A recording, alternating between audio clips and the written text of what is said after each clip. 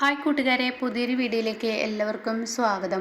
അങ്ങനെ ഡിങ്കുവിൻ്റെ കരച്ചിൽ കേട്ട് ശർമ്മ ഓടിച്ചെല്ലണേട്ടോ. ശർമ്മ ഓടിച്ചെന്ന് നോക്കുമ്പോൾ കാണുന്ന കാഴ്ച അലീന കുത്തേറ്റ് കിടക്കുന്ന കേട്ടോ. ഇത് കാണുന്ന ശർമ്മ പെട്ടെന്ന് അലീനയും കൊണ്ട് ഹോസ്പിറ്റലിലോട്ട് പോവാണ്. എന്നാൽ ഈ സമയം ശർമ്മ പെട്ടെന്ന് ബാലചന്ദ്രനെ വിളിക്കുകയാണ്. ഈ സമയം ബാലേന്ദ്രൻ എന്താ ശർമ്മ എന്ന് ചോദിക്കുമ്പോൾ അതെ, ചെറിയൊരു പ്രശ്നമുണ്ട്. എന്ത് പ്രശ്നം? ഞാൻ വീട്ടിൽ ഡിങ്കുവിൻ്റെ കരച്ചിൽ കേട്ട് നിൻ്റെ വീട്ടിലോട്ട് പോകുമ്പോൾ അലീന അവിടെ കുത്തേറ്റ് കിടക്കുന്നത് കണ്ടു എന്ന് പറഞ്ഞിട്ട് ഇത് കേൾക്കുന്ന അലീനയ്ക്ക് എന്ത് സംഭവിച്ചു അതൊന്നും എനിക്കറിയില്ല. ഡീറ്റെയിൽ ആയി ഒരു വിവരം എനിക്കില്ല. അലീനയുടെ കണ്ണ് തുറന്നാൽ അത് പറയാൻ പറ്റത്തുള്ളൂ. അതുകൊണ്ട് ഇന്ന ഹോസ്പിറ്റലിൽ ഞാനുണ്ട്, എൻ്റെ ഹോസ്പിറ്റലിൽ തന്നെ, നീ പെട്ടെന്ന് എത്താൻ നോക്കുക എന്ന് പറഞ്ഞിട്ട് അങ്ങനെ ബാലചന്ദ്രൻ ശരിയെന്ന് പറയാണ്.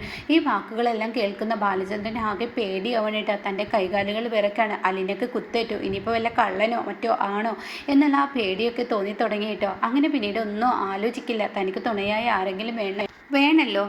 അതുകൊണ്ട് തന്നെ ഏറ്റവും നല്ല ഒരാൾ മനു തന്നെ. മനുവിനെ വിളിക്കാം എന്ന് കരുതിയിട്ട് മനുവിനെ വിളിക്കുകയാണ് കേട്ടോ. അപ്പോൾ മനു ആണെങ്കിലും എറണാകുളത്തോട്ട് പോയിക്കൊണ്ടിരിക്കുകയാണ്. അപ്പോൾ മനു ഉടൻ തന്നെ എന്താ അങ്കിളെ എന്ന് ചോദിക്കുന്നുണ്ട്. നീ എവിടെയാടാ? ഞാൻ എറണാകുളത്തോട്ട് പോയിക്കൊണ്ടിരിക്കുകയാണ്. എന്നിട്ട് എറണാകുളത്ത് എത്താറായോ? ഇല്ല, എത്താറായില്ല.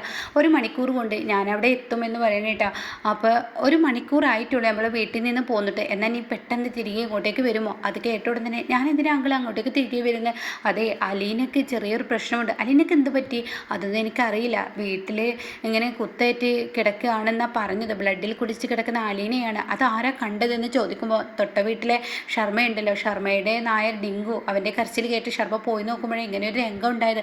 അപ്പോൾ അവിടെ എന്താ സത്യത്തിൽ സംഭവിച്ചത് അതൊന്നും എനിക്കറിയില്ല. കള്ളം കയറിയിരിക്കുകയാണോ അതോ മറ്റെന്തെങ്കിലും ആണോ? എന്തായാലും അലീന കണ്ണ് തുറന്നാലാണ് ഇനി പറയാൻ പറ്റത്തുള്ളൂ എന്ന് പറയുന്നുണ്ട്. ഇതേ സമയം ഇവരുടെ ബന്ധുക്കൾ ആരെയൊക്കെ എന്ന് ഇങ്ങനെ ഹോസ്പിറ്റലിൽ നിന്ന് ചോദ്യം തുടങ്ങിയിരിക്കുന്നു കേട്ടോ. ആ സമയം ശർമ്മ തന്നെ പറയുന്നുണ്ട്, ഇതൊരു അനാഥയാണ്, എന്തായാലും അവരുടെ വേണ്ടപ്പെട്ട ആളുകൾ ഇപ്പോൾ എത്തും, എന്തായാലും ഇവൾക്കുള്ള സർജറി നമുക്ക് നടത്താം എന്ന് ശർമ്മ പറയുമ്പോൾ അവരുടെ മുൻഗണനയിൽ ആ സർജറി നടത്താൻ ഒരുങ്ങുകയാണ് കേട്ടോ. എന്നാൽ ഈ സമയം ഇപ്പുറത്തെ വൈജയന്തി വീട്ടിൽ വന്ന് കയറുമ്പോൾ ഡോറൊക്കെ തുറന്നു കിടക്കുന്നു. അവളെ കാണാനില്ല. ഇവളിത് എവിടെ പോയി കിടക്കുകയാണ്? ഇവൾക്ക് എന്താന്ന് പരിപാടി എന്നൊക്കെ പറഞ്ഞ് ദേഷ്യത്തോടു കൂടിയാണ് അങ്ങോട്ടേക്ക് കയറി വരുന്നത്. ആ സമയം കാണാം അവിടെ നിറയെ ബ്ലഡും അതുപോലെ കത്രികയൊക്കെ കേട്ടോ. ഇത് കാണുന്നതിനോടുകൂടി ഈ വീട്ടിൽ എന്താണ് ശരിക്കും സംഭവിച്ചതെന്നറിയാതെ ആകെ ഞെട്ടലോട് കൂടി നിൽക്കുകയാണ് വൈജ കേട്ടോ. അങ്ങനെ വൈജ ഇവിടെ ഇപ്പം എന്ത്, ഇവളെവിടെ, അലീന എന്ന് പറഞ്ഞ് വിളിച്ചു നോക്കും. പക്ഷേ വിളി കേൾക്കുന്നില്ല. അപ്പോഴാണ് തൻ്റെ ഫോൺ റിങ് ചെയ്യുന്നത്, ബാലചന്ദ്രൻ്റെ കോൾ. ആ സമയം എന്തിനാണ് അപ്പോൾ ബാലചന്ദ്രൻ വിളിക്കുന്നത്? എന്തായാലും എടുത്തേക്കാം.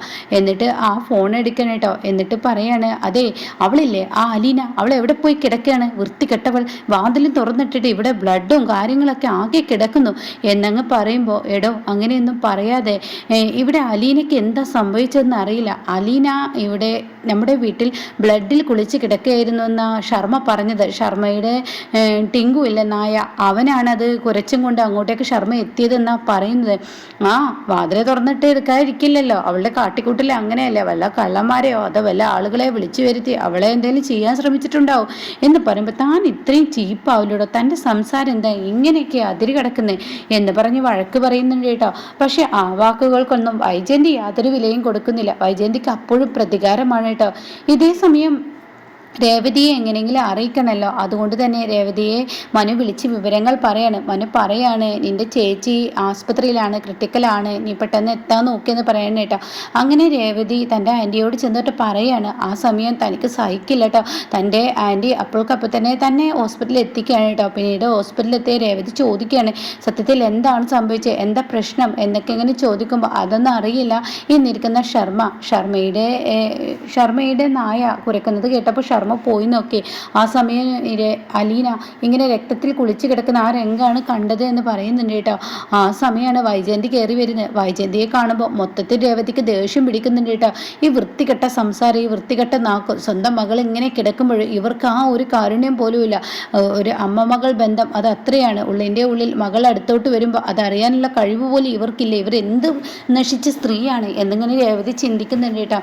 ഇതേ സമയം മനു ആണെങ്കിലോ എന്താ എന്തായിരിക്കും രേവതിക്ക് സംഭവിച്ചിട്ടുണ്ടാവുക എന്ന് പറയുമ്പോൾ ഏകദേശമൊക്കെ ഒരു ഐഡിയ ഇങ്ങനെ രേവതിക്ക് അറിയാട്ടോ.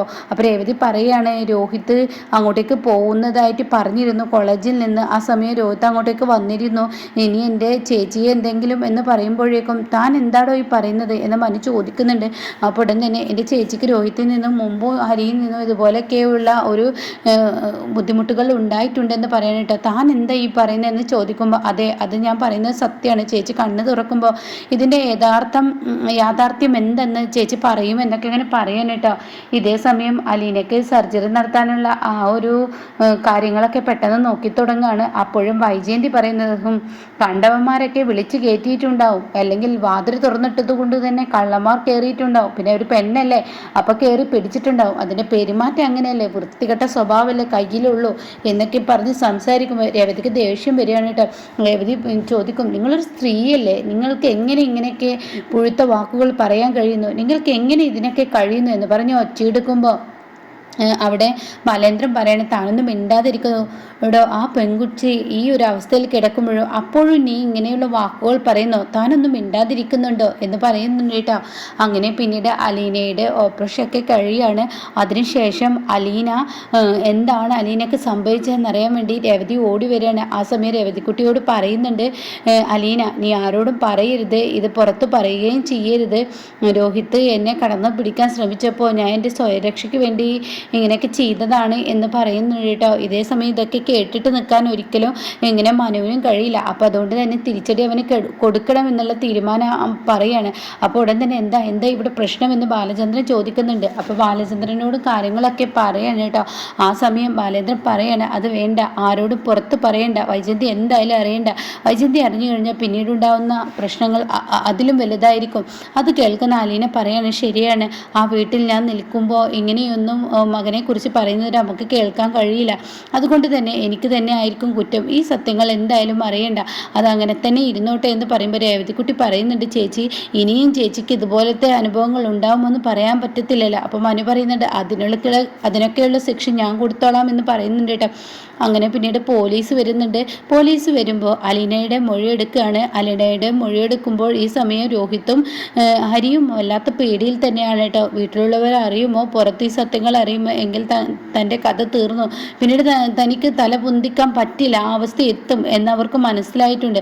അതുകൊണ്ട് തന്നെ അവർ പോലീസിനോട് അലീന കൊടുക്കാൻ പോകുന്ന മൊഴി എന്തായിരിക്കും എന്നുള്ള ആ ഒരു പേടിയോടുകൂടി നിൽക്കാനായിട്ട് അങ്ങനെ അവർ ഇങ്ങനെ ഒളിച്ചും പാത്തും ഹോസ്പിറ്റലിൽ എന്താണ് നടക്കുന്നത്, പോലീസുകാരോട് എന്താണ് പറയുന്നത്, തന്നെ അറസ്റ്റ് ചെയ്യുമോ, തൻ്റെ അച്ഛനമ്മമാർ തന്നെ വഴക്ക് പറയുമോ എന്ന പേടിയോടുകൂടി നിൽക്കുമ്പോഴാണ് അലീന പോലീസിനോട് പറയുന്നത് കേട്ടോ ഞാൻ ഇങ്ങനെ അറിയാതെ കൈത്തട്ടിയതാണ് എന്നുള്ള സത്യം പറയണ, എന്നെ ആരും ഉപദ്രവിച്ചതൊന്നല്ല, കള്ളൻ കയറി എന്നുള്ള ആ അർത്ഥത്തിൽ അങ്ങ് ആക്കി തീർക്കുകയാണ് കേട്ടോ. അങ്ങനെ പിടിവലിക്കിടയിലാണ് ഇതൊക്കെ സംഭവിച്ചത്, അയാളുടെ മുഖമൊന്നും എനിക്ക് ഓർമ്മയില്ല, എന്തായാലും എനിക്ക് പരാതിയില്ല എന്നൊക്കെ പറഞ്ഞ് ഒഴിഞ്ഞു മാറുമ്പോൾ തനിക്ക് കുറ്റബോധം കൊണ്ട് ബാലചന്ദ്രന് നിൽക്കേണ്ട ഒരു അവസ്ഥ വരികയാണ് കേട്ടോ. സ്വന്തം മകൻ ഇത്രയും ക്രൂരത അലീനയോട് ചെയ്തതിൽ അത് തനിക്ക് താങ്ങാൻ കഴിയില്ല കേട്ടോ.